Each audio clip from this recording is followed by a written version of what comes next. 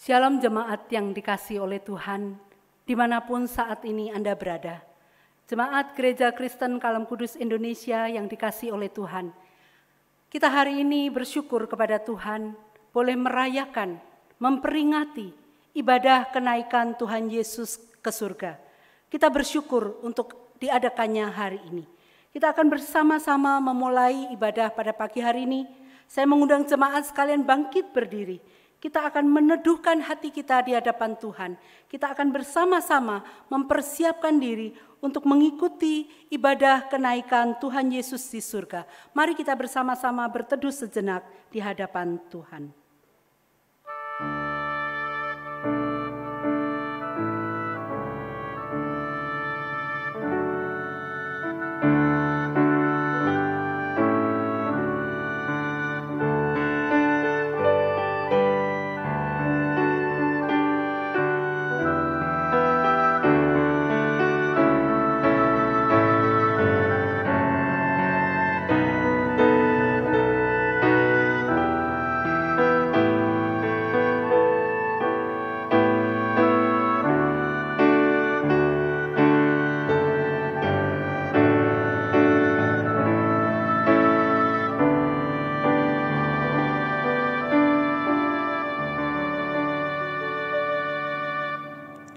Kebaktian kenaikan Tuhan Yesus pada hari ini, kita mulai dengan pengakuan bahwa pertolongan kita adalah di dalam nama Tuhan yang menciptakan langit dan bumi. Turunlah kiranya atas kita sekalian kasih karunia, rahmat dan damai sejahtera dari Allah Tritunggal, Allah Bapa, Putra dan Roh Kudus. Amin. Bapak Ibu yang dikasihi oleh Tuhan, mari kita menaikkan pengagungan kita kepada Dia, karena hanya Dialah yang patut kita sembah, kita muliakan. Dialah Allah yang menyelamatkan kita. Dia adalah Allah yang menyediakan tempat bagi kita, dan kelak kita akan bersama dengan Dia di surga yang mulia.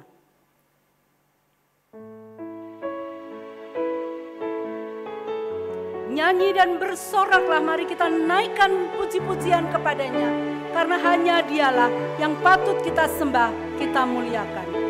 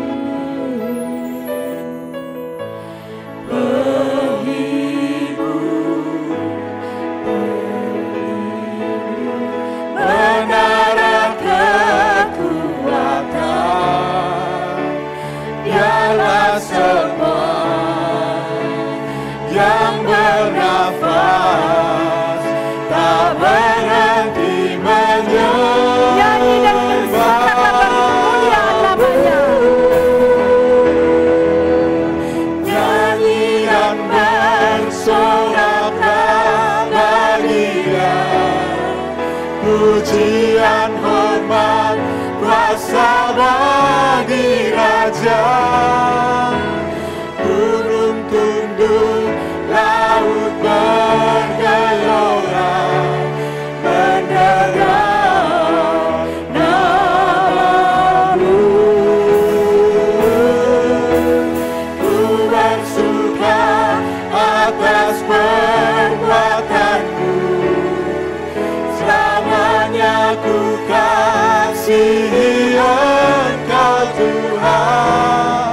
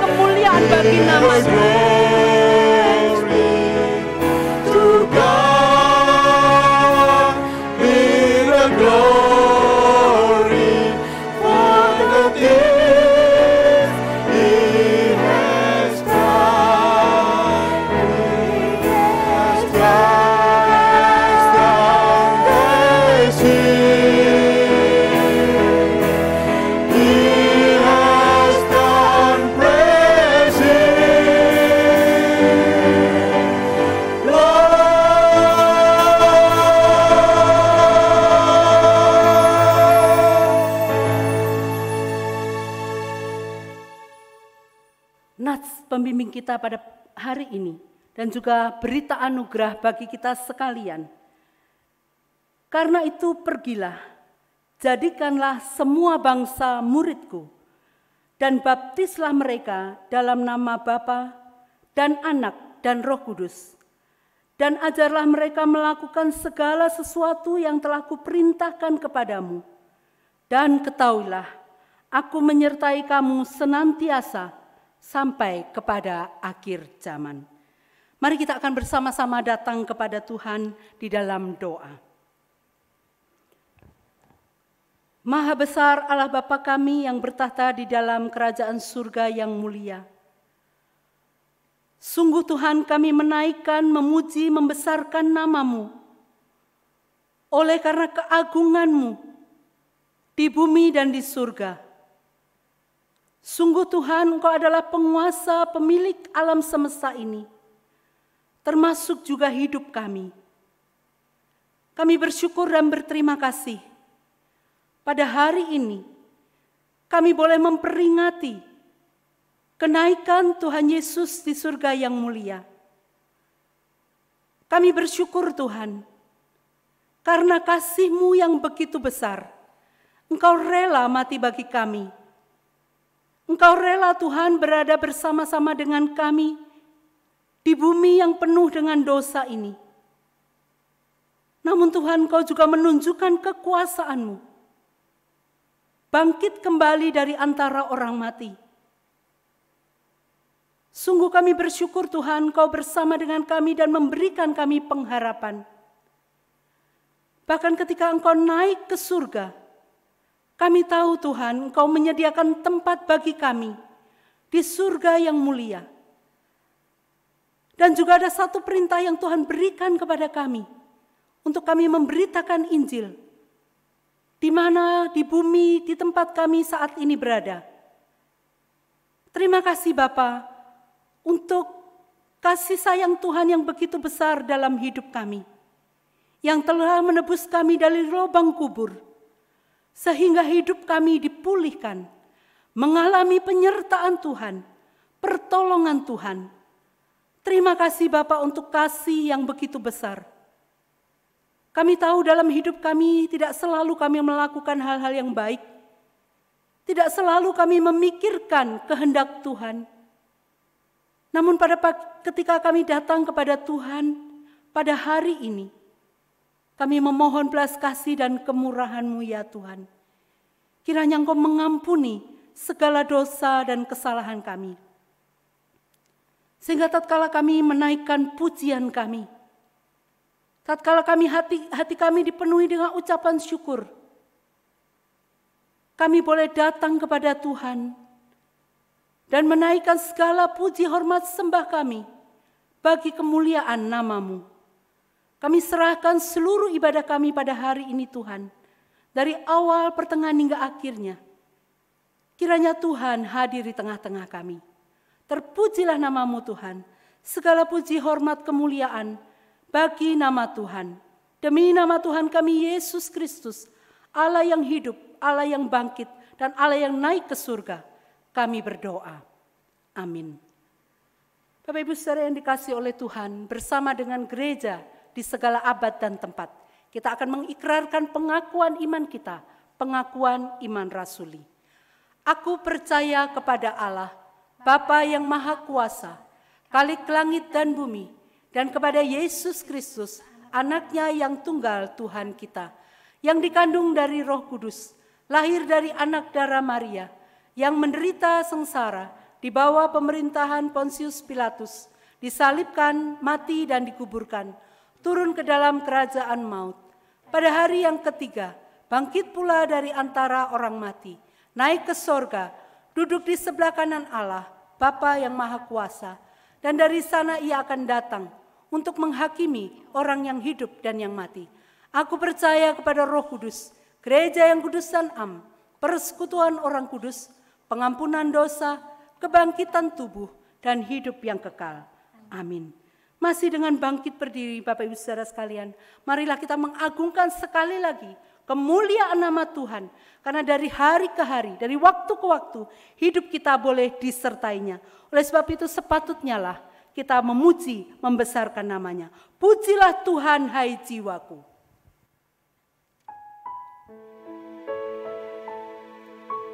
Pujilah Tuhan, hai jiwaku. Pujilah namanya dengan segenap hatiku. Pujilah namanya di tempat yang maha kudus. Pujilah Tuhan, hai jiwaku.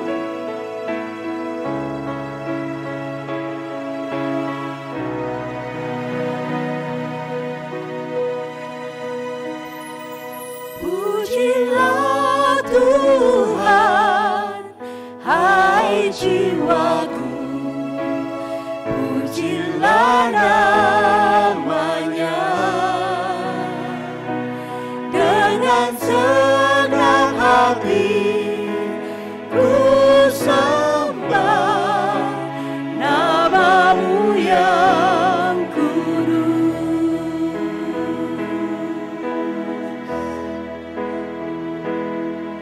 Terbit surya, datang hari baru, kembali ku puji Tuhan. Apapun yang lalu, apapun yang di depanku, ku bernyanyi saat malam tiba. Pujilah Tuhan, hai jiwaku. Pujilah namanya dengan senang hati. Ku sembah namamu yang Pujilah Tuhan yang panjang sabar dan kasih setia.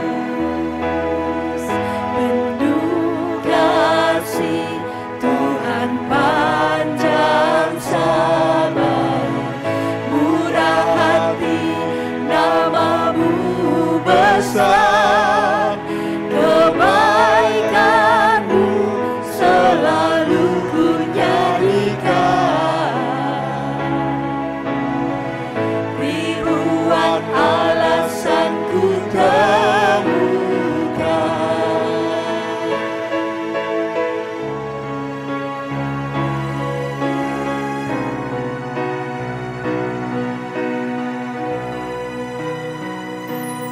Pujilah Tuhan, hai jiwaku. Pujilah namanya dengan senang hati. Ku sembah namamu yang kudus. Saat kekuatanku mulai lemah, tetap kupuji Tuhan. Saat kekuatanku mulai lemah, aku tiba di batas waktu. Tetap jiwaku terus memujimu. Ribuan tahun sampai Pujilah Tuhan, pujilah namanya yang kudus. Sembahlah dia di tempat yang kudus. Pujilah Tuhan, hai jiwaku. Pujilah namanya dengan senang hati. Ku sembah namamu yang kudus. Pujilah Tuhan. Praise the Lord, oh my soul, oh my soul, worship His holy name. Sing like never before, oh my soul, I worship Your holy name. Bless the Lord, oh my soul,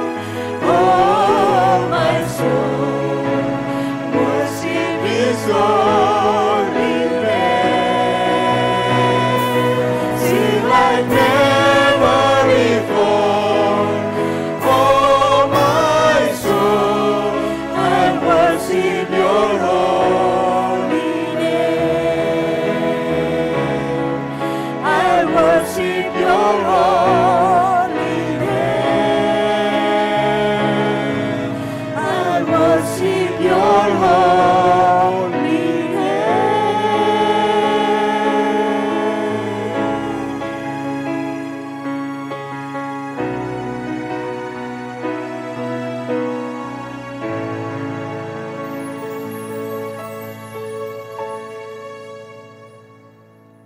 Bapak Ibu Saudara yang dikasihi oleh Tuhan, kita sudah memuji memuliakan namanya.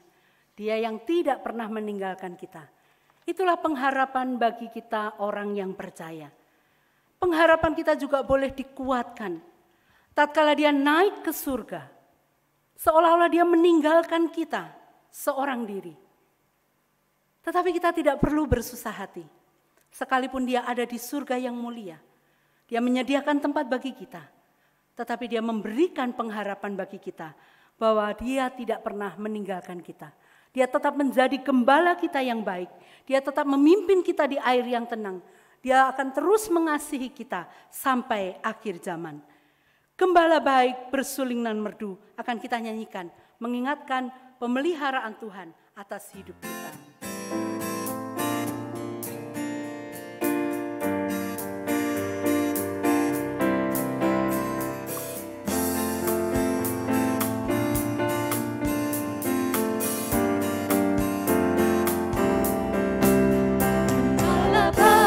Bersuling dan merdu, membimbing aku pada air tenang, dan membalikkan aku berteduh di padang rumput hijau berkenan. Oh, gembalaku itu Tuhanku, membuat aku tentram hening, mengalir dalam sungai kasihku. Kuasa damai cerah bening, kepada domba haus dan lesu, gembala baik memberikan air segar, ke dalam hati haus dan sendu, dirinya air hidup yang benar. Oh, gembalaku itu Tuhanku, membuat aku tentram hening, mengalir dalam sungai kasihku. Kuasa damai cerlang bening. Bapak Ibu Saudara yang dikasihi oleh Tuhan, janganlah kita takut dan gentar. Dia naik, dia tidak ada bersama-sama lagi dengan kita, tetapi dia terus menyertai hidup kita sampai kapanpun, karena dia adalah gembala yang tidak pernah mengingkari janjinya. Di jalan maut dalam sekalipun, ku tidak takut pada seteru, sebab gembala adalah teman dan juru selamat bagi diriku. Oh, gembalaku itu Tuhanku, membuat aku tentram hening, mengalir dalam sungai kasihku. Kuasa damai cerah bening. Biarlah lagu ini memberikan keteduhan di dalam hati kita, bahwa dia gembala kita yang agung. Sekalipun dia di surga, dia tetap menjadi gembala kita yang memimpin hidup kita, yang memberikan kita ketentraman. Jemaat yang dikasihi oleh Tuhan, bukan hanya berhenti ketika Tuhan memberikan kepada kita penyertaan, janjinya digenapi dalam hidup kita. Tetapi ada satu perintah yang tidak boleh kita lupakan. Perintah yang harus kita lakukan selama kita hidup di dalam dunia ini. Selama kita sebagai orang yang percaya akan kasih-Nya, kematiannya, kehidupannya, kebangkitannya, dan juga kenaikannya ke surga. Ada satu hal yang harus tetap kita lakukan sampai kita berjumpa kembali dengan Tuhan Yesus di surga yang mulia. yaitu berita Injil yang harus kita beritakan kepada banyak orang, kepada orang-orang yang ada di sekeliling kita. Dan biarlah itu menjadi gaya hidup kita, kesukaan kita mengabarkan Injil Tuhan yang mulia. Ku suka mengabarkan.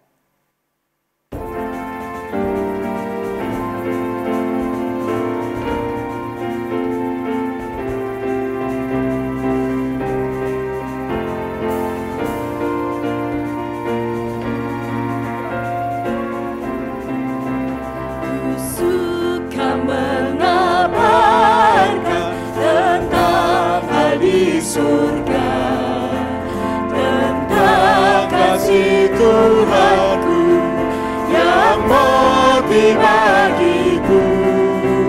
Ku suka mengabarkan tentang kuasa Injil. Selamatkan kaum berdosa dapat hidup kekal.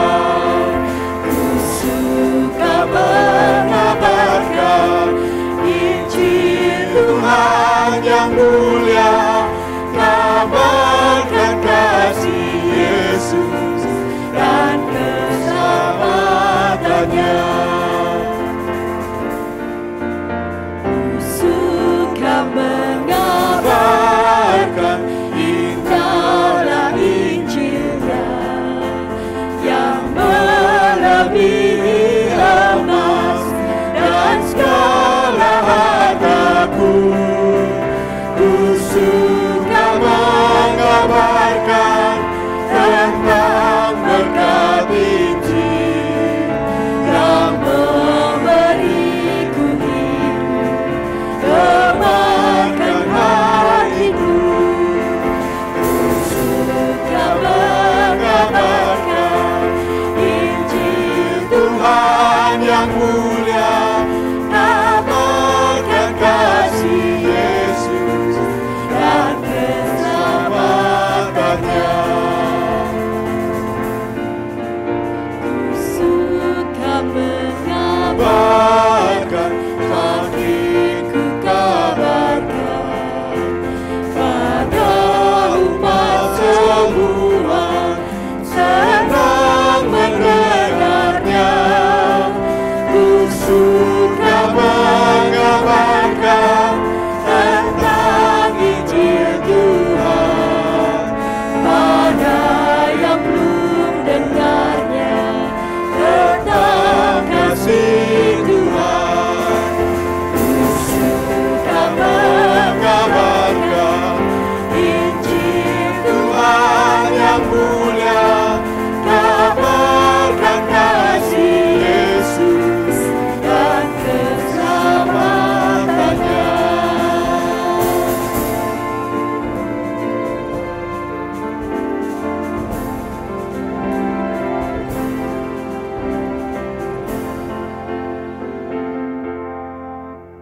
Kita akan bersama-sama mendengarkan firman Tuhan yang akan disampaikan oleh Bapak Pendeta Titus Lim. Waktu dan tempat disilakan. Shalom, jemaat yang dikasihi oleh Tuhan. Puji syukur kepada Tuhan, pada hari ini kita masih diberikan kesempatan untuk boleh bersama-sama beribadah. Sekalipun kita mengadakan ibadah secara online, namun biarlah ibadah ini membawa kita untuk lebih dekat kepada Tuhan, untuk terus menguatkan iman dan meneguhkan iman kita. Terlebih pada hari ini kita juga bersama-sama beribadah untuk memperingati hari kenaikan Tuhan kita Yesus Kristus. Sebelum kita membaca dan merenungkan firman Tuhan, mari kita berdoa. Dengan hati yang bersyukur kepadamu Tuhan, hari ini kami boleh kembali diberikan satu kesempatan untuk bersama-sama beribadah. Di tengah segala keterbatasan yang terjadi, namun biarlah ibadah yang kami ikuti secara online membawa kami untuk lebih dekat kepada Tuhan, meneguhkan, menguatkan iman kami, dan memberikan pengharapan kepada kami sebagai anak-anak Tuhan. tidak menghilangkan semangat kami untuk kami terus mengikuti ibadah secara online ini dengan baik dan setia. Terlebih pada hari ini, tatkala kami boleh bersama dengan umat Tuhan di seluruh permukaan bumi, hendak menyambut dan merayakan satu peristiwa besar yang penting, yaitu kenaikan Tuhan Yesus di surga yang mulia. Kiranya Tuhan memberkati secara khusus pada saat kami akan bersama-sama membaca, merenungkan firman Tuhan. Kami berdoa kiranya Allah Roh Kudus yang berkenan hadir dan memberkati setiap kami. Sebab kami sadar akan keterbatasan akal budi pikiran kami, keterbatasan pemahaman kami. Biarlah kiranya melalui pertolongan Allah Roh Kudus, kami dimampukan untuk memahami dan mengerti apa yang menjadi pesan dari firman Tuhan. Lebih daripada itu, bukan hanya kami mengerti, tetapi juga kami lakukan di dalam kehidupan kami. Berkatilah setiap kami dimanapun kami hari ini berada, dan juga hamba-Mu di dalam segala keterbatasannya. Dengar doa kami ya Tuhan, yang kami naikkan demi nama Tuhan kami Yesus Kristus. Kami mengucap syukur dan kami berdoa. Amin. Firman Tuhan pada hari ini terambil dari kitab Kisah Para Rasul, pasalnya yang pertama, ayat yang ke-6, sampai dengan ayatnya yang ke-11.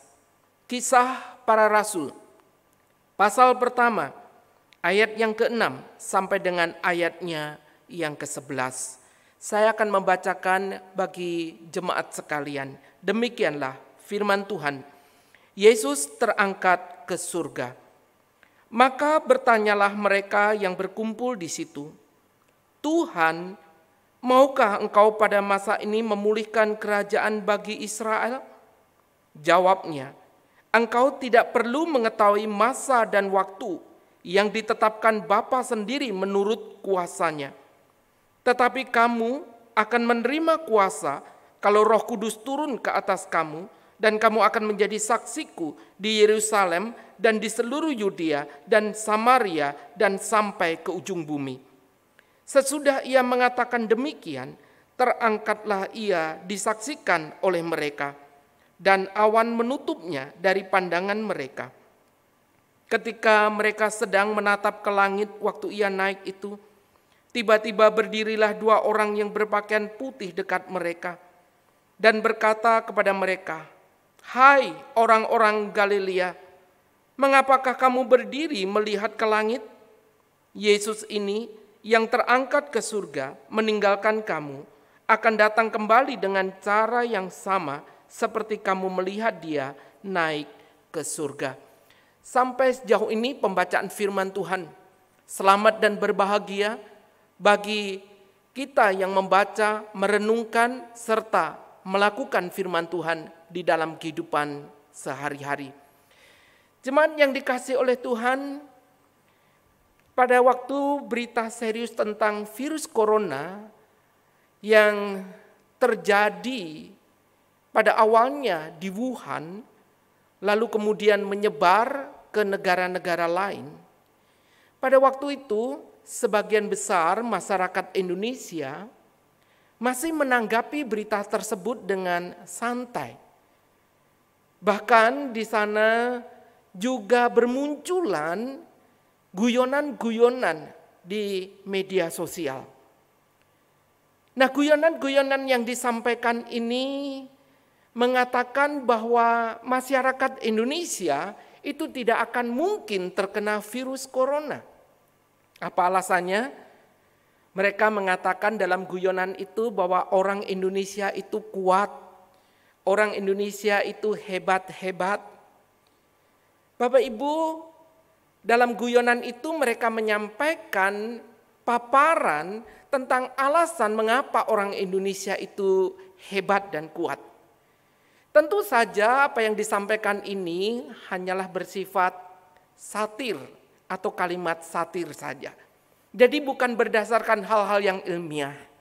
Sebagai contoh Bapak Ibu, mereka mengatakan bahwa orang Indonesia, masyarakat Indonesia itu terbiasa kalau katakanlah makanan itu jatuh, kemudian belum 5 menit dipungutnya, lalu kemudian dimakan kembali. Yang berikutnya, mereka mengatakan bahwa tubuh orang Indonesia itu kuat. Bagaimana tidak? Bayangkan saja mereka terbiasa makan makanan yang mengandung seperti boraks, formalin, pewarna pakaian, lalu kemudian juga pengental semen, plastik. Semuanya itu seperti menjadi makanan campuran biasa saja dalam hidup mereka. Itu sebabnya tubuh mereka sudah tahan banting. Belum lagi kita juga sering menyaksikan katanya bahwa orang mencuci 100 sendok, 100 piring, 100 gelas hanya dengan 1 ember saja, dan itu dipakai untuk mencuci semuanya itu. Saudara, yang lain juga mengatakan bahwa orang Indonesia itu kuat karena jangankan cuman asap debu, mulai dari asap rokok, asap obat nyamuk, sampai kepada asap knalpot, itu pun dihirupnya. Nah Bapak Ibu, guyonan yang lain juga mengatakan bahwa makanan di Indonesia itu bukan hanya beragam menunya, tetapi juga memiliki nama yang aneh dan tampak garang. Sebagai contoh, Bapak Ibu, di sana dikatakan ada rawon setan, mie setan, ceker setan, sambal setan. Rasanya semua makanan setan itu dimakannya. Sampai mungkin setan bertanya, lalu kami makan apa? Saudara, bahkan di sana juga ada makanan seperti sate lalat, kemudian nasi kucing, jangan kunci, kapal selam, kemudian dikatakan sayur paku, ketoprak. Lalu yang lain dikatakan masih ada oseng mercon, bahkan bakso granat. Saudara yang dikasihi oleh Tuhan, ditambah dengan camilan yang mereka makan.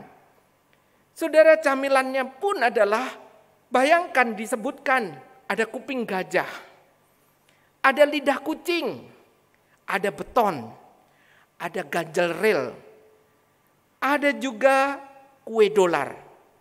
Bahkan kuku macan, sampai kepada istilah balung ketek. Saudara yang dikasihi Tuhan, bahkan kita melihat bahwa kenyataannya orang Indonesia makan itu mulai dari usus, paru-paru, jantung, sampai isi kepala, leher, brutu. Hanya satu yang tidak dimakan, bukan? Bulu dari binatang tersebut. Saudara yang dikasihi Tuhan, inilah guyonan-guyonan yang disampaikan, yang mengatakan membuat masyarakat Indonesia itu kuat. Namun pada waktu Bapak Presiden, yaitu Bapak Jokowi, menyampaikan secara resmi di Istana Negara pada hari Senin tanggal 2 Maret tentang ada masyarakat Indonesia yang terkena virus corona, yaitu seorang ibu yang berusia 64 tahun bersama dengan putrinya 31 tahun yang terinfeksi, tertular karena kontak dengan salah satu warga negara Jepang yang juga terinfeksi dengan virus corona. Barulah berita tentang virus corona ini menjadi sesuatu yang serius di tengah bangsa kita. Jemaat yang dikasihi oleh Tuhan, setelah bukan hanya berita yang tersebar, tetapi fakta tentang virus corona ini menjadi berita yang serius, menjadi berita yang kemudian disertai dengan fakta bahwa banyak sekali yang telah menjadi korban. Maka mulailah hari itu guyonan-guyonan tentang betapa kebalnya orang Indonesia terhadap virus ini mulai berhenti. Ini jelas karena masyarakat mulai menyadari bahwa keganasan virus corona ini cukup luar biasa. Korban sudah terlalu banyak. Bahkan di sana membuat orang-orang mulai tercelik. Betapa seriusnya penyakit ini atau virus ini, yang pada akhirnya orang mulai menyadari bahwa batas hidup dan mati itu begitu tipis. Dengan fakta inilah kemudian membuat masyarakat betul-betul bukan sadar akan bahaya virus ini, tetapi juga menimbulkan ketakutan. Jemaat yang dikasihi oleh Tuhan, ketakutan ini memang beralasan, tetapi belum lagi ditambah dengan berita-berita yang mengandung kebenaran, tetapi masih ada berita-berita hoax yang justru menimbulkan masyarakat Indonesia semakin takut. Baik ketakutan itu beralasan maupun ketakutan itu menjadi sesuatu yang berlebihan karena berita-berita yang tidak bisa dipertanggungjawabkan. Namun Bapak Ibu yang dikasihi oleh Tuhan, berbicara tentang ketakutan, ada salah satu buku inspirasi yang ditulis oleh Anthony de Mello. Buku tersebut berbicara atau bercerita tentang satu kali ada seorang musafir kafilah yang berjumpa dengan wabah yang tengah berjalan menuju ke Damaskus.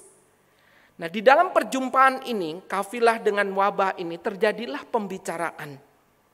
Satu kali si kafilah bertanya, "Hai wabah, mau kemana kamu?" Lalu si wabah berkata bahwa dia akan pergi ke Damaskus untuk merenggut 1000 nyawa. Jelas jawaban ini disampaikan dengan nada yang dingin. Kemudian si wabah melanjutkan perjalanan menuju ke Damaskus. Selang beberapa waktu kemudian kembalilah si wabah ini lalu berjumpa dengan kafilah tersebut. Lalu kafilah ini pada waktu berjumpa dia protes. Dia berkata, "Hai wabah, kenapa kamu merenggut nyawa 50.000 orang, bukan 1.000 nyawa seperti yang kamu katakan?" Saya mendengar apa yang disampaikan oleh kafilah ini, si wabah menjawab, "Oh tidak, saya betul-betul hanya merenggut nyawa 1.000, bukan 50.000. Lalu kafilah berkata, "Tapi kenapa ada 50.000 orang yang mati?" Saudara, si wabah kemudian menjawab bahwa dia betul hanya merenggut nyawa 1.000 orang. Lalu dia berkata yang 49.000 itu mati dengan sendirinya, mati karena ketakutan. Saudara yang dikasihi Tuhan, ini adalah sekedar anekdot. Tetapi di sana ada pesan moral yang ingin disampaikan kepada kita. Bahwa ketakutan itu bisa berdampak hal yang fatal. Ketakutan bisa menghancurkan seseorang. Bahkan Bapak Ibu ketika kita berbicara ketakutan atau takut, siapa di antara kita yang tidak pernah takut? Siapa yang tidak memiliki rasa takut? Rasa takut bisa menghinggapi siapa saja tanpa pandang bulu. Entah saudara orang berpendidikan atau orang yang kurang berpendidikan. Saudara orang kaya atau orang yang sederhana. Saudara orang tua ataupun anak-anak. Semuanya memiliki rasa takut meskipun dalam kadar yang berbeda. Dalam situasi dan keadaan yang berbeda. Tetapi rasa takut ini bisa mencekam seseorang sedemikian rupa sampai membuat orang betul-betul tidak berdaya. Membuat orang betul-betul tidak bisa melakukan apa-apa. Membuat seseorang betul-betul dirinya bisa hancur karena rasa takut ini. Jadi Bapak Ibu yang dikasihi oleh Tuhan, setiap kita memiliki rasa takut. Tetapi rasa takut ini bukan hanya menjadi bagian kita. Para murid pun juga pernah mengalami ketakutan.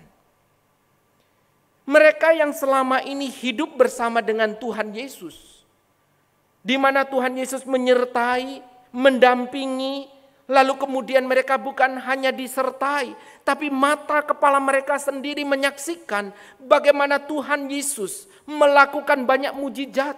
Bahkan bukan hanya melakukan untuk orang lain, para murid pun juga menikmati dan merasakan kuasa dan mujizat dari Tuhan Yesus sendiri. Tapi bayangkan Bapak Ibu Saudara yang dikasihi Tuhan, selang beberapa waktu, pada waktu Tuhan Yesus ditangkap, dianiaya, bahkan sampai mati di atas kayu salib. Bukankah di sana para murid menyaksikan seakan-akan Tuhan Yesus diam, tidak berdaya, tidak melakukan apa-apa, tidak ada perlawanan sama sekali. Itu yang membuat para murid kemudian pada waktu melihat gurunya menderita, mati di atas kayu salib. Kemudian para murid melarikan diri, meninggalkan Tuhan, bahkan di dalam ketakutan. Saudara yang dikasihi oleh Tuhan, namun pada waktu Tuhan Yesus kemudian bangkit dari antara orang mati pada hari yang ketiga. Kemudian dikatakan oleh Alkitab Tuhan menampakkan diri selama 40 hari. Dan di sana ketika Tuhan menampakkan diri, bukan hanya menampakkan diri, berbicara, tapi berdialog, bahkan makan bersama dengan mereka. Jelas ini adalah Tuhan ingin meneguhkan iman kembali para pengikutnya. Jelas di sini menjadi satu penghiburan bahwa Tuhannya adalah Tuhan yang hidup, Tuhan yang berkuasa atas kematian. Jelas di sini menjadi satu kebanggaan bagi para murid, menjadi satu kebahagiaan bahwa Tuhan Yesus yang dipercaya, yang diikutinya, yang selama ini kemudian mati dan bangkit kembali, menjadi satu kekuatan, pengharapan, penghiburan bagi para murid.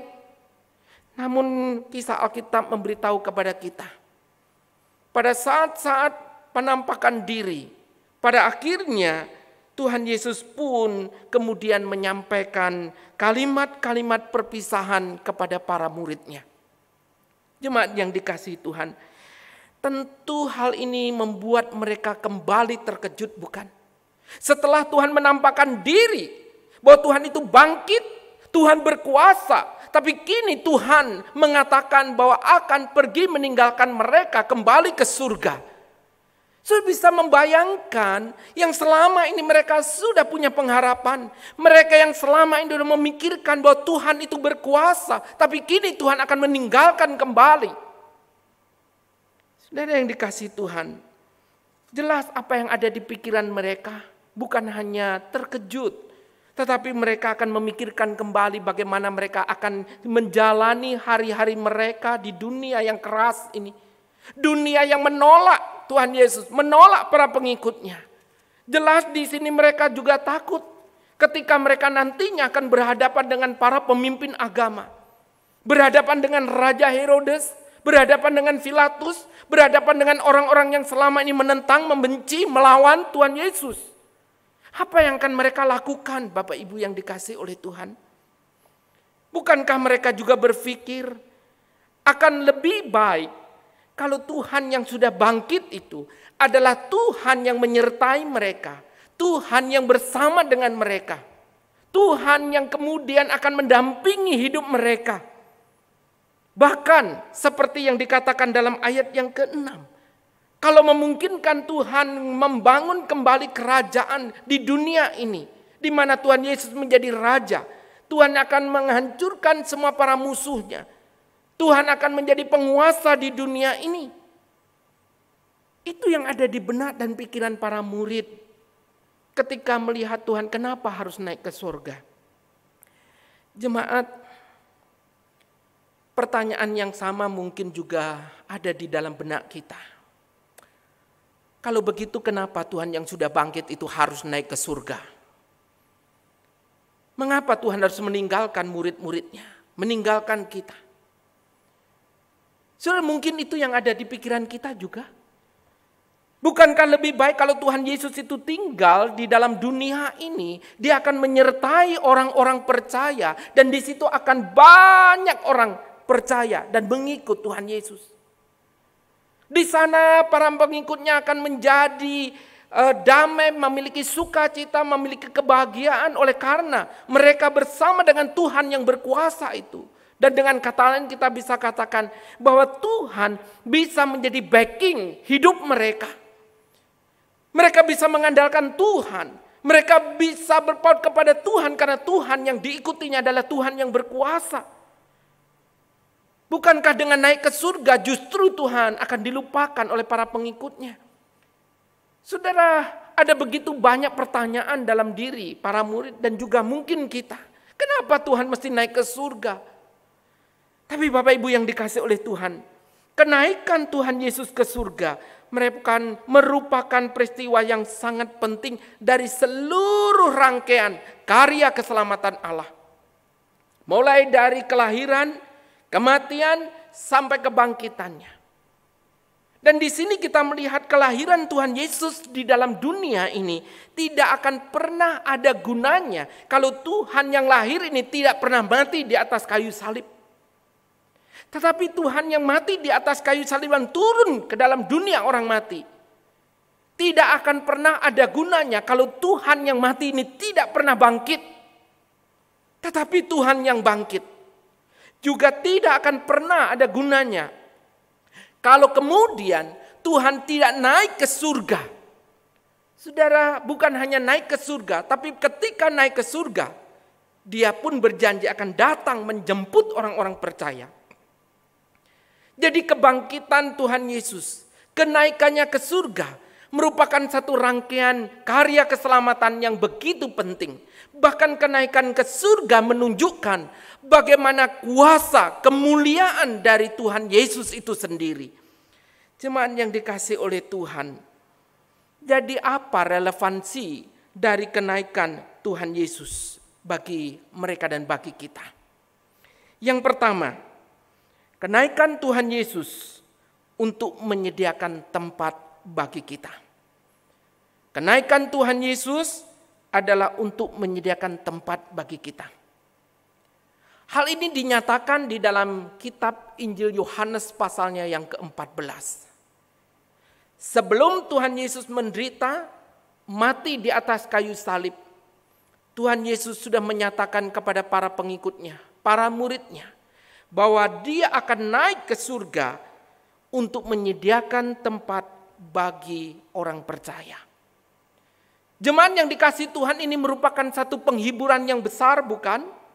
Tuhan Yesus bukan hanya menebus orang percaya, tapi Tuhan juga menyediakan satu tempat bagi orang percaya tatkala nantinya Tuhan menjemput kembali ke surga yang mulia. Sudah, ini adalah satu pengharapan yang besar bagi kita orang percaya. Tuhan Yesus yang datang ke dalam dunia adalah Tuhan yang datang dari surga yang mulia. Sehingga pada waktu Dia datang dan kemudian kembali ke surga, Dialah yang tahu jalan menuju ke surga itu. Dia itu sebabnya Tuhan berkata, "Akulah jalan, akulah kebenaran, dan akulah hidup itu." Dan disinilah Bapak Ibu menunjukkan bahwa Tuhan Yesus yang datang itu satu hari akan kembali dan menyediakan tempat bagi saudara dan saya yang percaya kepadanya. Ini adalah satu penghiburan Bapak Ibu. Ini adalah satu pengharapan bagi kita sekalian. Dalam dunia yang tidak menentu. Dalam dunia yang jelas-jelas rumah kita yang sementara ini. Di mana kita satu hari kelak akan kembali berkumpul dengan saudara-saudara kita di dalam Tuhan. Di sanalah Tuhan berada. Di sanalah Tuhan memerintah. Di sanalah kita boleh bersama dengannya. Terkadang pada waktu kita kehilangan orang-orang yang kita kasihi, apa yang menjadi pengharapan kita? Pengharapan dan kekuatan kita adalah bahwa di dalam dunia ini memang ada perpisahan. Tapi di dalam dunia yang sementara ini kita tahu kita pun penuh dengan kesulitan dan penderitaan, bukan? Namun disitulah kita sadar bahwa Tuhan hadir menyediakan tempat bagi kita. Saudara yang dikasihi oleh Tuhan, kita patut bersyukur kepada Tuhan. Beberapa waktu ini kita pun menyaksikan bagaimana tahun ini menjadi sesuatu yang berbeda. Pada waktu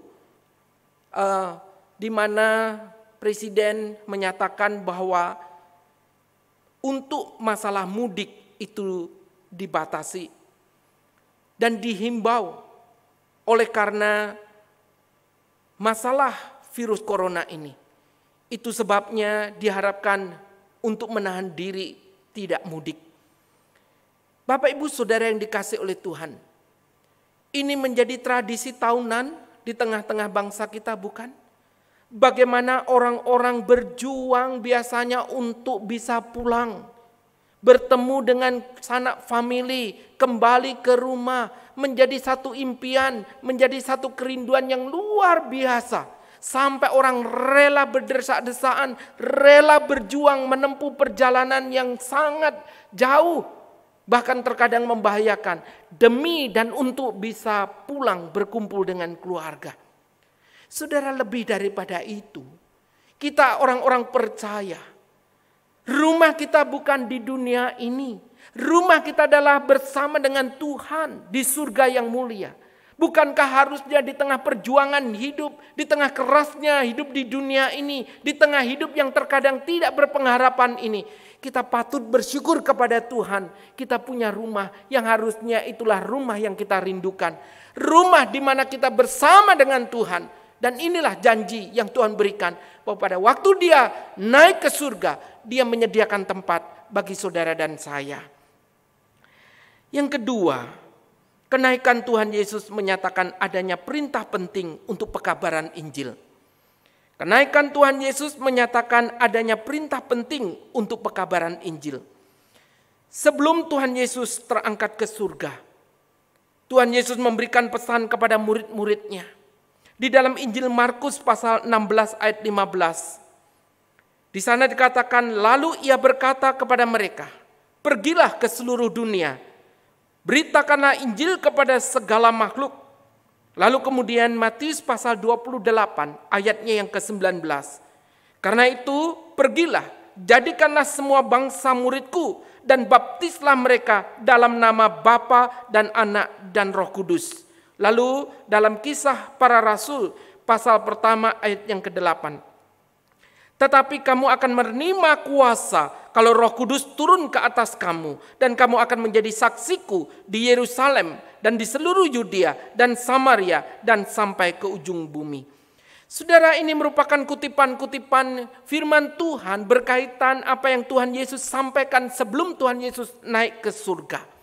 Ini berarti ada satu tugas, perintah, amanat yang Tuhan sampaikan kepada para pengikutnya sebelum Tuhan Yesus meninggalkan mereka. Dengan kata lain, perintah ini adalah sebuah keharusan, bukan pilihan boleh atau tidak boleh. Perintah ini merupakan satu hal yang harus dikerjakan oleh para pengikutnya, oleh orang-orang yang percaya kepada Tuhan Yesus. Jadi di sini bukan sekedar pilihan, tapi merupakan keharusan untuk memberitakan kabar baik. Nah, Bapak Ibu, apakah hal tersebut sudah menjadi bagian yang menguasai, yang menjadi gaya hidup, yang menjiwai hidup kita?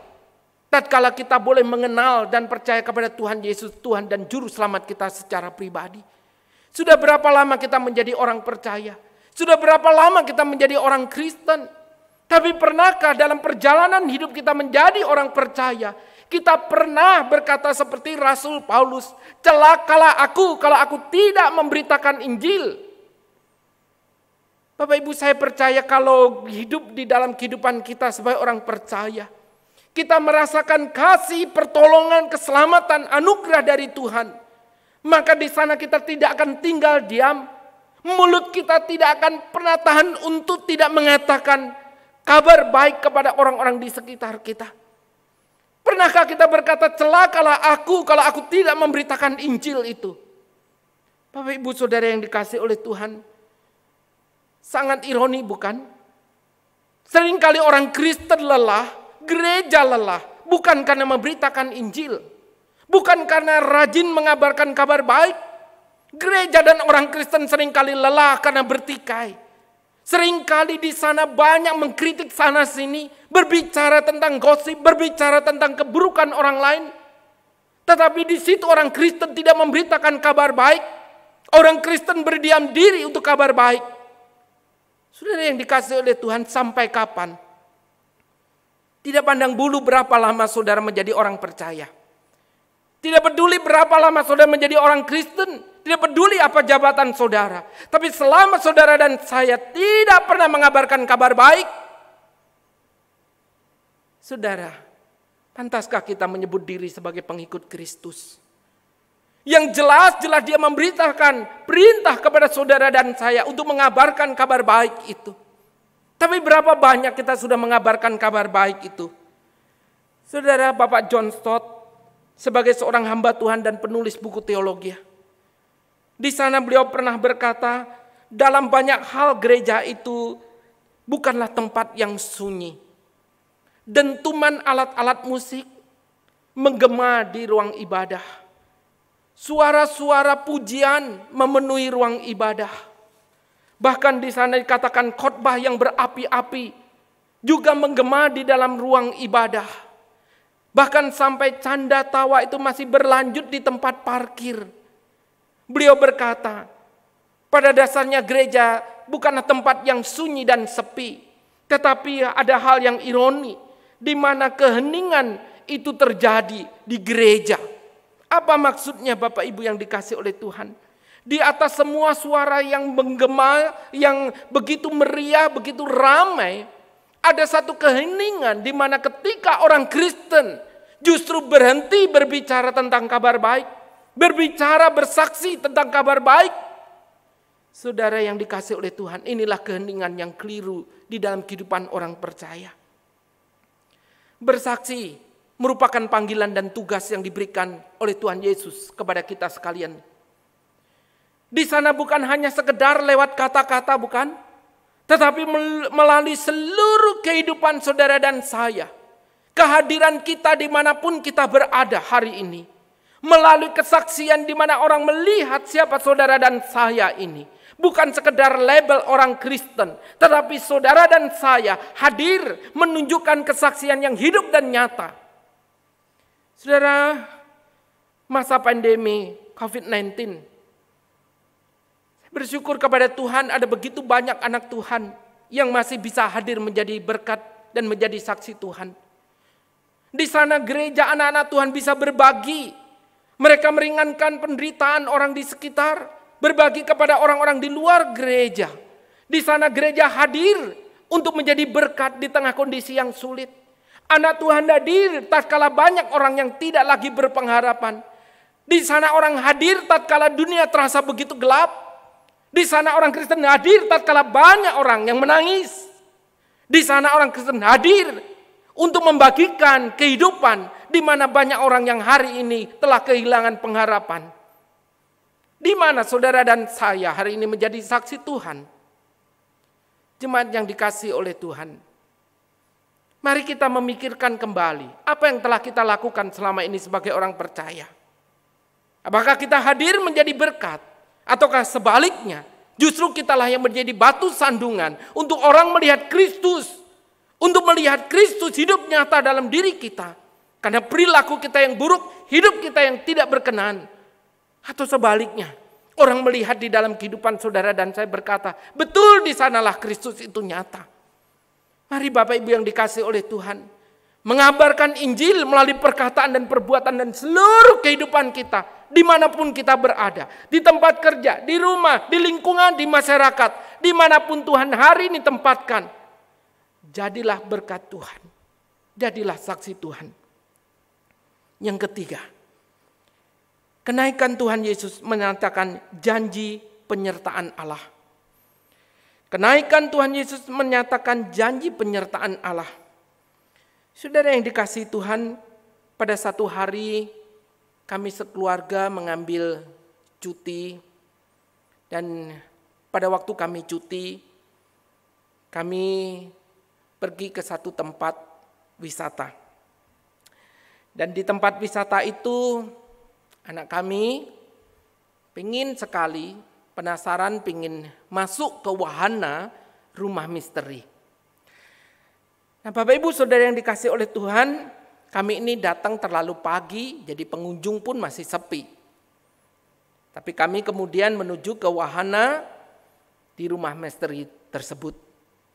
Jadi pada waktu masuk rumah misteri itu, saya ingat hari itu kami berempat yang masuk.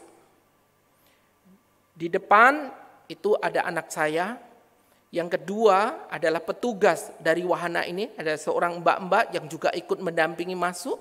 Lalu kemudian istri saya dan yang paling belakang itu adalah saya. Saudara, pada waktu masuk sepertinya suasana ya seperti yang kita tahu, karena ini wahana rumah misteri, ya dibuat suasana musik itu tampak menyeramkan.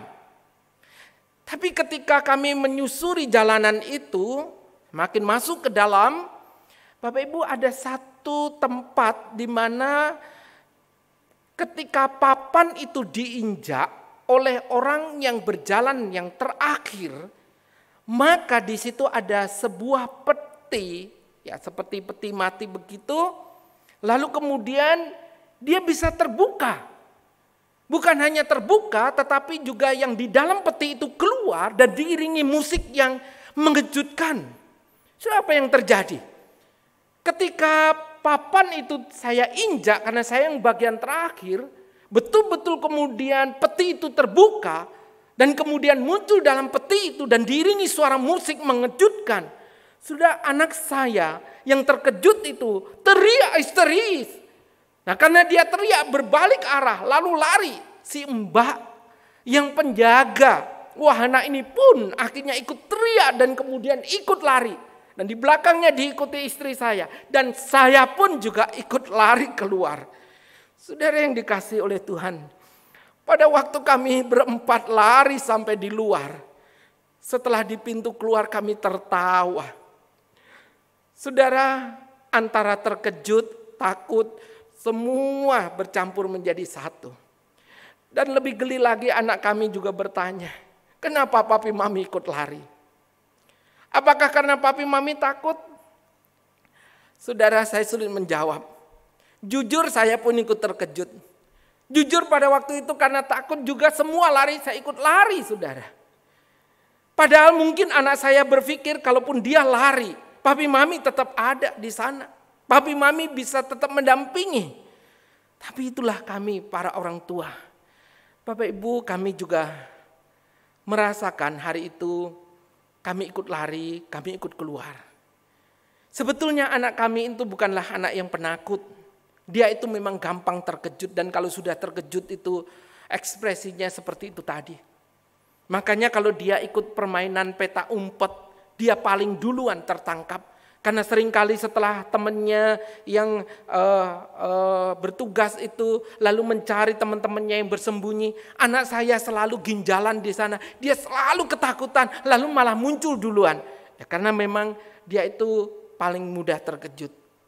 Tetapi poin saya di sana Bapak Ibu, pendampingan penyertaan kami ini tidak menjadi jaminan untuk anak kami. Siapa yang ingin saya sampaikan? Pada waktu Tuhan Yesus naik ke surga, Tuhan juga tahu bagaimana situasi dan kondisi para pengikutnya. Itu sebabnya sebelum Tuhan Yesus naik ke surga, ketika perintah untuk mengabarkan Injil itu diberikan kepada murid, di dalam kemahatauan Tuhan, jelas di sana Tuhan tahu kegentaran para murid, tahu ketakutan para murid.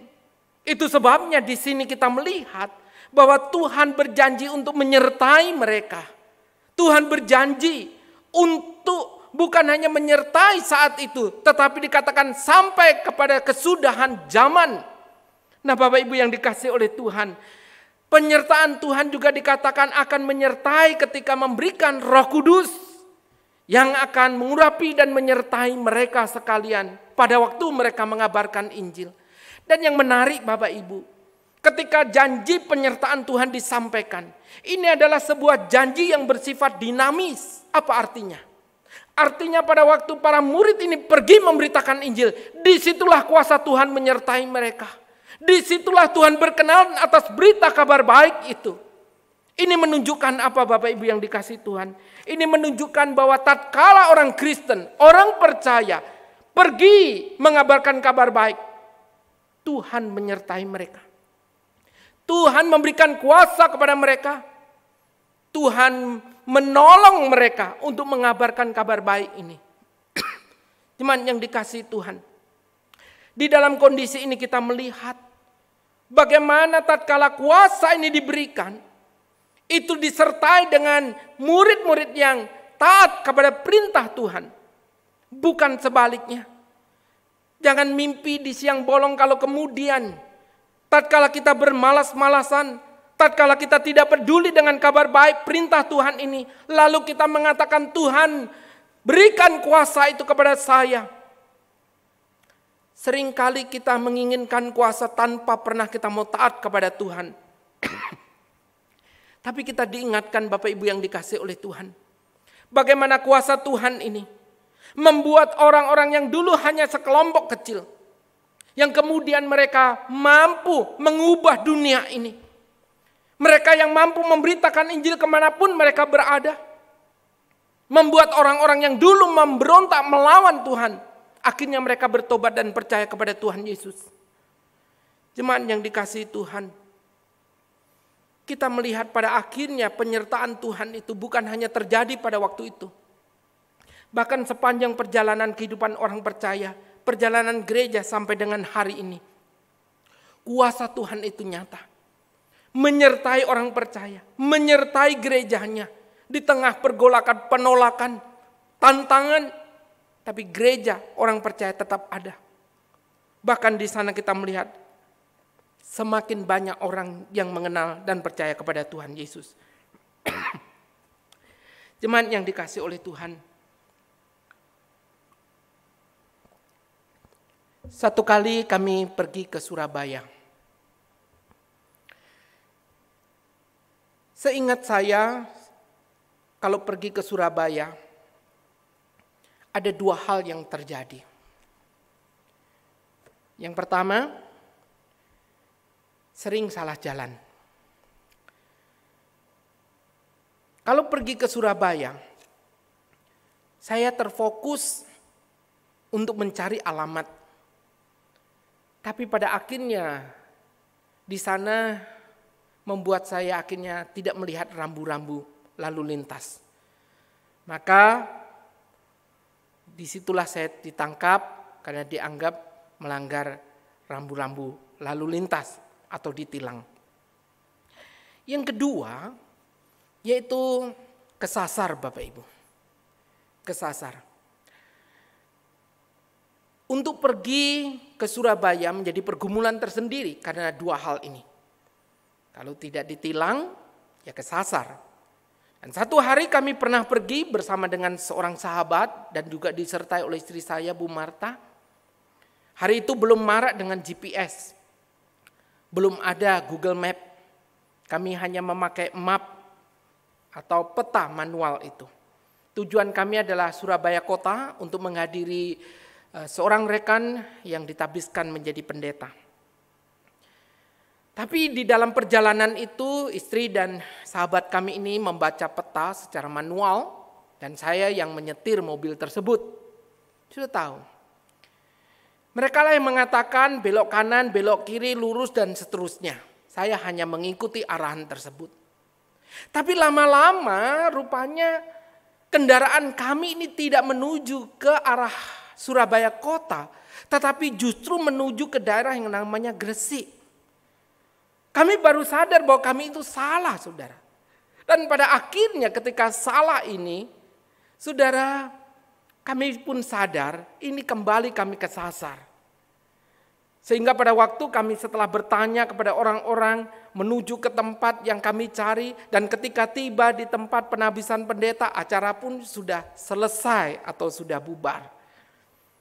Saudara, pengalaman pergi ke Surabaya memang menjadi satu pengalaman yang membuat saya pribadi itu ada ketakutan. Karena sering kali ada dua hal yang tadi saya katakan.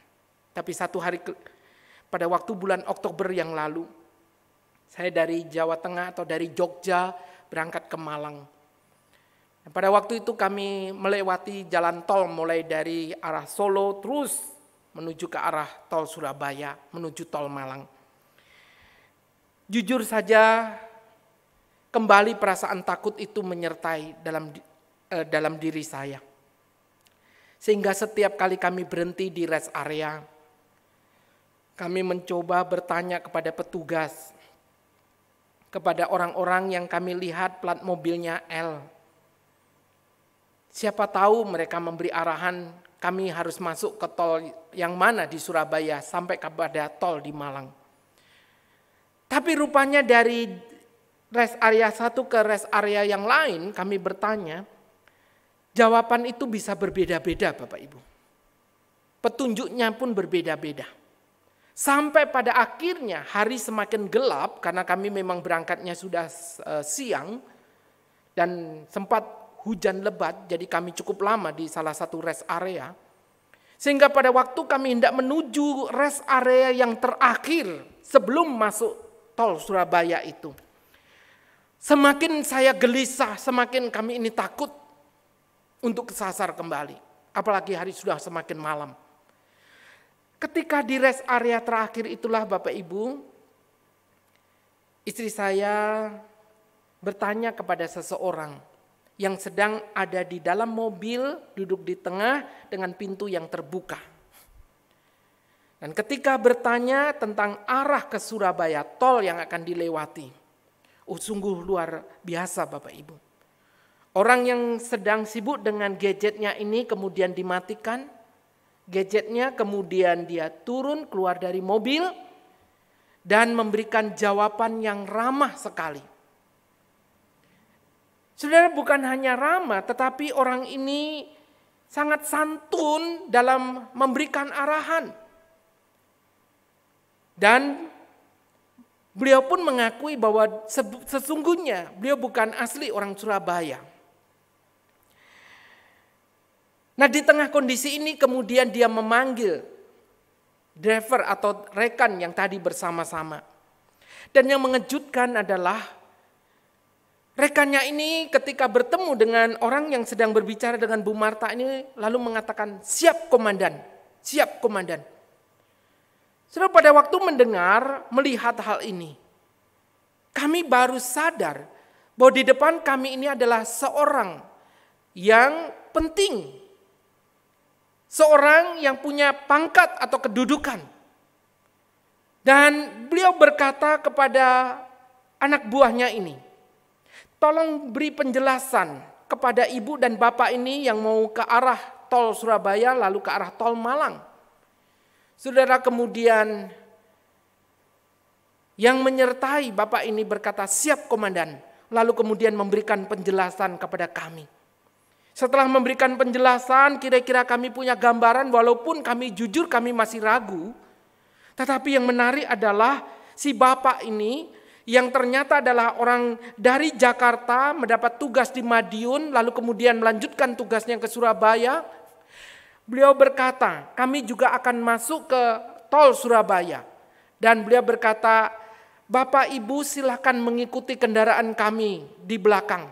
Kami akan pandu sampai Bapak Ibu menemukan tol untuk menuju ke Malang." Sungguh luar biasa. Istri saya kemudian berkata, "Terima kasih Bapak. Kami sudah diberikan penjelasan dan kami sangat berterima kasih untuk semuanya ini." Lalu yang kedua, istri saya berkata, "Maaf Pak, suami saya itu kalau naik mobil tidak bisa dengan kecepatan tinggi. Jadi nanti Bapak boleh tinggalkan kami, tidak apa-apa, kami akan mencoba mengingat jalan yang sudah diberitahukan itu." Tapi sekali lagi Bapak ini dengan ramah berkata, "Baik, tidak apa-apa, kami akan mengikuti berapapun kecepatannya. Bapak, Ibu di belakang mobil kami, ikuti kami." Saudara yang dikasih oleh Tuhan, setelah kami sama-sama meninggalkan rest area itu, rupanya Bapak ini kemudian keluar dari rest area, berjalan menuju tol masuk Surabaya dengan kecepatan yang stabil dan saya pun bisa mengikutinya. Sampai kemudian betul-betul masuk tol Surabaya dan akhirnya singkat cerita kami bisa menemukan tol ke arah Malang dan kami bisa tiba di Malang dengan baik. Satu penghiburan tersendiri di tengah ketakutan, di tengah kecemasan, di tengah kami tidak mengerti jalan itu, di tengah kami memikirkan akan tersesat kembali. Tetapi di sana ketika ada seorang berkata, "Kami akan pandu, kami akan tuntun, kami akan dampingi sampai ke tempat tujuan." Tol di mana Bapak Ibu bisa menuju ke Malang. Satu hal yang indah bukan? Satu pengalaman yang memberikan penghiburan. Bahwa itu adalah seorang yang begitu ramah dan baik memberitahu kepada kami, mendampingi kami. Lebih daripada itu Bapak Ibu yang dikasihi Tuhan. Hari ini kita memiliki Tuhan yang bukan hanya mati, bukan hanya bangkit naik ke surga. Tapi Tuhan yang sama adalah Tuhan yang menyatakan janjinya untuk menyertai saudara dan saya di dalam menjalani hidup ini, di dalam menempuh perjalanan di dalam dunia ini. Dan itulah yang menjadi penghiburan bagi kita. Persoalan hidup, masalah hidup kita, bukanlah seorang diri kita menghadapinya. Kita boleh bersama dengan Tuhan. Tatkala gereja berjuang, anak Tuhan berjuang untuk terus dengan setia mengabarkan kabar baik. Dengan setia kita hidup seperti yang Tuhan inginkan. Kita tidak sendirian, kita bersama dengan Tuhan yang sudah naik ke surga, yang menyertai saudara dan saya. Dan bukan hanya berjanji, tapi kuasanya, penyertaannya boleh ada sampai dengan hari ini. Syukur kita naikkan kepada Tuhan. Hari ini Tuhan Yesus naik ke surga bukan meninggalkan saudara dan saya, gerejanya sebagai yatim piatu. Tapi di sanalah kita melihat Tuhan yang sudah naik ke surga adalah Tuhan yang hidup, yang berkuasa, yang juga bukan hanya berjanji, tapi memang menyertai umatnya, gerejanya sampai dengan hari ini. Puji syukur kepada Tuhan. Biarlah kiranya peristiwa kenaikan Tuhan Yesus, janji, perintahnya, kita boleh lakukan dengan setia, dengan memegang janji dari Tuhan kita, Yesus Kristus. Semoga Tuhan memampukan, meneguhkan, dan memberkati kehidupan kita untuk dengan setia mengabarkan kabar baik, menjadi berkat dimanapun kita berada, dan melalui hidup saudara dan saya, nama Tuhan semakin dipermuliakan. Amin. Mari kita berdoa. Kami menaikkan syukur dan terima kasih kepadamu Tuhan. Hari ini firman Tuhan boleh kembali kami baca dan kami renungkan. Bersama dengan peringatan hari kenaikan Tuhan Yesus di surga yang mulia. Biarlah kiranya firman-Mu ini boleh terus mengingatkan kami. Mengingatkan panggilan kami sebagai orang-orang percaya. Bahwa Tuhan yang sudah menyelamatkan kami adalah Tuhan yang juga memerintahkan untuk kami memberitakan kabar baik dimanapun kami berada, di waktu dan kesempatan yang Tuhan sediakan. Kami mohon belas kasihan-Mu Tuhan, teguhkan dan kuatkanlah iman kami untuk menjadi saksi-saksi Tuhan yang baik. Terlebih daripada itu kami juga bersyukur, karena Tuhan juga memberikan pengharapan kepada kami, sebagai orang-orang percaya kepada-Mu. Biarlah Tuhan, inilah yang menguatkan perjalanan iman kami. Di dalam kami mengikut dan melayani Tuhan. Di tengah kondisi dan keadaan apapun yang terjadi dalam setiap diri kami. Kami tidak berjalan seorang diri. Kami bersama dengan Tuhan. Kami ada bersama dengan Tuhan. Dan kami mohon belas kasihan-Mu. Baik kami pribadi maupun gereja. Tuhan, biarlah kami terus dengan setia melakukan apa yang menjadi tugas dan tanggung jawab kami. Dan kami percaya kuat kuasa-Mu lah yang akan menyertai kami. Dan kami percaya Tuhan, Engkau yang akan menolong kami dengan kuat kuasa dari pertolongan Allah Roh Kudus. Terpujilah nama-Mu Tuhan. Berkati dan tolong setiap kami dengan setia melakukan apa yang Tuhan perintahkan. Dan dengan hati yang taat dan takut akan Tuhan. Terpujilah nama-Mu. Demi nama Tuhan kami Yesus Kristus, kami mengucap syukur dan kami berdoa. Amin.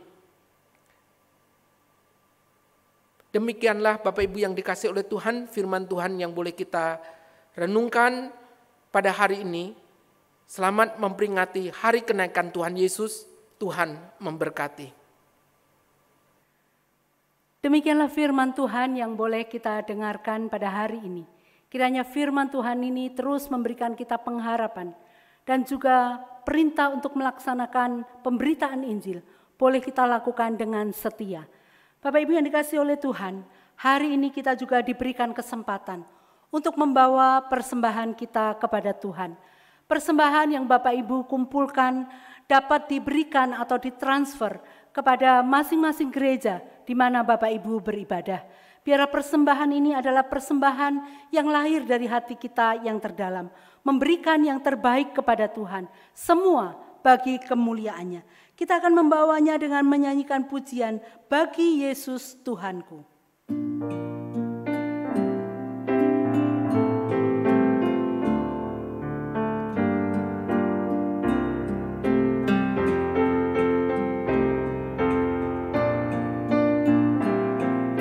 Kuserahkan bagi Yesus semua yang kumiliki, menjadi kemuliaan bagi nama-Nya.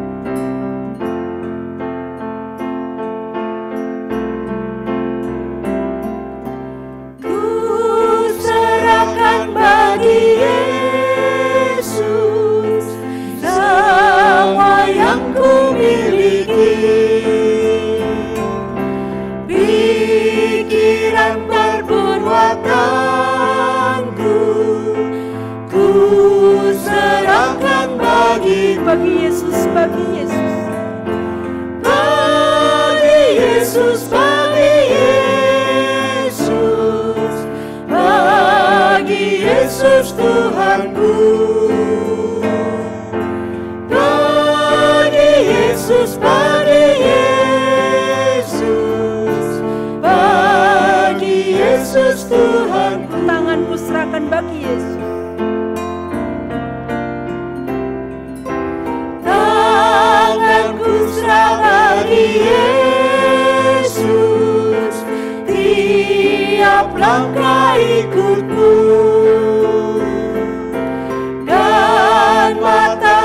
Pandang Yesus, mulutku memuji bagi Yesus, bagi Yesus, bagi Yesus, bagi Yesus Tuhanku,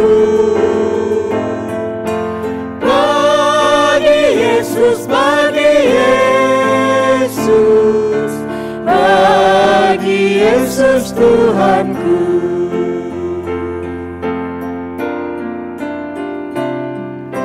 Semenjak ku pandang Yesus, ku sampaikan dunia. Bila ku ingat salibmu, kau menjadi milikku.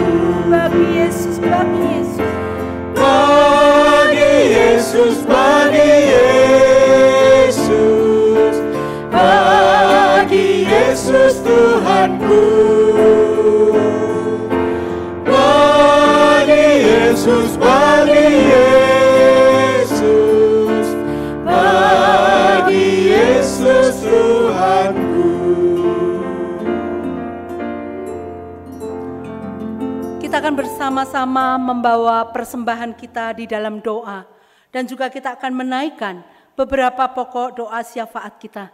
Kita akan bersama-sama juga nanti berdoa untuk pemerintahan negara kita. Khususnya di tengah pandemi COVID-19 ini. Kiranya pemerintah diberikan hikmat bijaksana. Kita juga berdoa untuk situasi khususnya perekonomian yang begitu anjlok. Kita berdoa.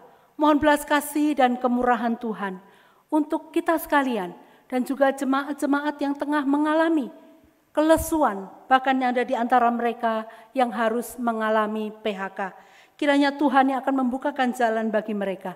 Dan kita juga berdoa bagi kesatuan gereja-gereja Kristen Kalam Kudus yang ada di Indonesia. Biarlah bersatu untuk kemuliaan nama Tuhan dan juga berbagi kepada dunia yang membutuhkan. Mari kita akan bersama-sama berdoa. Bapa di dalam surga, seperti lagu yang boleh kami nyanyikan. Bagi Yesus, bagi Yesus, bagi Yesus Tuhanku. Segala yang boleh kami miliki, segala yang ada pada kami tahu Tuhan, semuanya berasal daripada Tuhan. Kiranya Tuhan berkenan atas persembahan yang boleh bersama-sama kami kumpulkan. Kiranya Tuhan yang akan memberkati, menyucikan dan menguduskan, boleh dipakai bagi pelayanan pekerjaan Tuhan di gereja-gereja Tuhan. Kiranya Tuhan memberkati dan menolong melalui persembahan ini ya Tuhan. Kami diingatkan bahwa hidup kami, diri kami bukan untuk kami sendiri lagi, melainkan bagi kemuliaan nama Tuhan. Kami bersyukur dan berterima kasih Tuhan, boleh berbagian di dalam persembahan pada hari ini. Kiranya segala puji hormat kemuliaan bagi nama Tuhan. Saat ini Bapa, kami juga menaikkan beberapa pokok doa kami. Kami berdoa untuk pemerintah negara kami Republik Indonesia dan juga negara-negara lain ya Tuhan yang saat ini tengah mengalami pandemi COVID-19. Engkau tahu Tuhan, ini begitu mewabah, membuat kami merasa takut, membuat kami merasa gentar. Saat ini kami berdoa menyerahkan untuk pemerintah kami yang tengah berupaya Tuhan, untuk melakukan pencegahan supaya wabah ini tidak semakin meluas.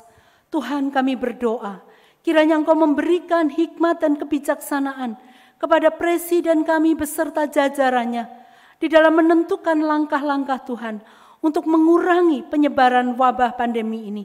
Kami memohon belas kasih dan kemurahan-Mu ya Tuhan, sehingga melalui pemerintah kami Tuhan, Engkau akan menolong semuanya dapat diatasi dengan baik. Kami juga berdoa Tuhan untuk perekonomian bagi bangsa dan negara kami. Kami tahu Tuhan di tengah pandemi ini ada begitu banyak anak-anak Tuhan yang kehilangan mata pencaharian mereka. Mungkin mereka yang bekerja di pabrik-pabrik, di tempat-tempat lain ya Tuhan. Mereka harus mengalami pemotongan gaji sampai dengan mereka mengalami PHK. Tuhan, pada saat ini kami memohon belas kasih dan kemurahan Tuhan. Tatkala mereka mengalami semuanya ini, mereka biarlah boleh bersandar, berharap kepada Tuhan saja. Kami serahkan ya Tuhan ke dalam tangan pengasihan-Mu. Kami juga berdoa Tuhan bagi pabrik-pabrik yang harus mem-PHK para pekerjanya. Engkau tahu Tuhan, mereka mengalami penurunan secara omset, mengalami penurunan secara pendapatan. Oleh sebab itu Tuhan, mereka tidak tahu harus berbuat apa selain daripada mereka menghentikan produksi maupun harus mem-PHK para karyawannya. Sekali lagi Tuhan, kami memohon belas kasih dan kemurahan Tuhan. Kiranya Engkau sendiri Tuhan yang turut bekerja dan campur tangan. Kiranya Engkau sendiri Tuhan menolong sehingga pandemi ini boleh berlalu. Kami juga berdoa ya Tuhan, kiranya Engkau memberkati jemaat di dalam pergumulan perekonomian ini. Kiranya Engkau mencukupkan Tuhan melalui kami, melalui gereja-Mu Tuhan, supaya kami juga boleh memperhatikan mereka, supaya kami juga boleh berbagi kepada mereka. Kami serahkan ya Tuhan ke dalam tangan pengasihan-Mu. Tuhan, kiranya terus memberkati gereja-Mu di dalam melaksanakan berbagi kasih, di dalam melaksanakan kepedulian ya Tuhan kepada jemaat-jemaat yang berkekurangan, kepada jemaat-jemaat yang mengalami kesulitan. Kami serahkan Tuhan ke dalam tangan pengasihan-Mu. Jadikanlah kami Tuhan perpanjangan tangan kasih-Mu kepada mereka yang membutuhkan. Kami juga berdoa Tuhan bagi sinode kami, Sinode Gereja Kristen Kalam Kudus Indonesia. Kami terus mendoakan kiranya Tuhan memberkati segenap kepengurusan yang ada. Kiranya Tuhan menolong sinode gereja kami Tuhan boleh memajukan gereja-gereja Kristen Kalam Kudus yang ada di Indonesia untuk bersatu, untuk bersama-sama memajukan pekerjaan Tuhan melalui gereja-Mu. Kami serahkan ya Tuhan, biarlah gereja Kristen Kalam Kudus Indonesia tetap di dalam visi misi yang Tuhan taruh, yang Tuhan berikan, sehingga kami juga boleh bersatu bersama-sama untuk melaksanakan. Kami berdoa untuk ketua sinode kami dan juga para pengurus yang ada di dalamnya. Kiranya Tuhan memberkati mereka, kiranya Tuhan senantiasa boleh memakai mereka untuk menjadi kepanjangan tangan Tuhan. Kami serahkan sekali lagi ya Tuhan untuk gereja-Mu, Gereja Kristen Kalam Kudus Indonesia yang tersebar di berbagai tempat. Biarlah boleh menjadi berkat dimanapun mereka boleh ditempatkan. Terima kasih ya Bapa. Ini segenap doa yang boleh kami bawa kepada Tuhan. Kiranya Tuhan berkenan untuk mendengarkan, memberkati dan menggenapinya sesuai dengan waktu dan kehendak Tuhan sendiri. Terima kasih Bapa. Demi nama Tuhan kami Yesus Kristus, kami mengalaskan doa kami. Amin. Bapak Ibu yang dikasihi oleh Tuhan, kita akan bersama-sama mengakhiri ibadah kenaikan Tuhan Yesus pada hari ini. Saya mengundang jemaat bersama bangkit berdiri. Kita akan mengembalikan segala puji, hormat, kemuliaan bagi nama Tuhan dengan menyanyikan doksologi. Nanti kemudian kita akan bersama-sama menerima doa berkat.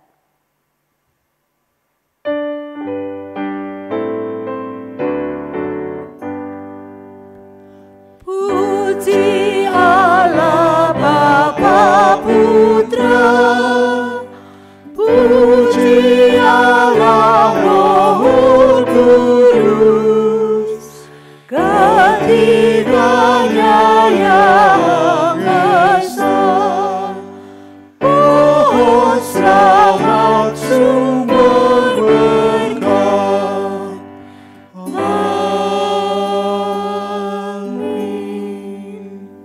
Jemaat yang dikasihi oleh Tuhan, sekarang kembalilah di dalam kehidupan saudara masing-masing sesuai dengan bidang dan panggilan yang Tuhan berikan. Arahkanlah hatimu kepada Tuhan, terimalah berkat-Nya.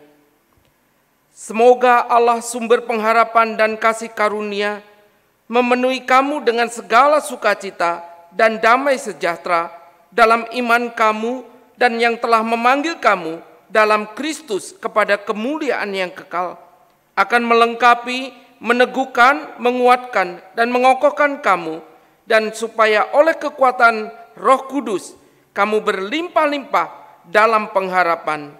Amin.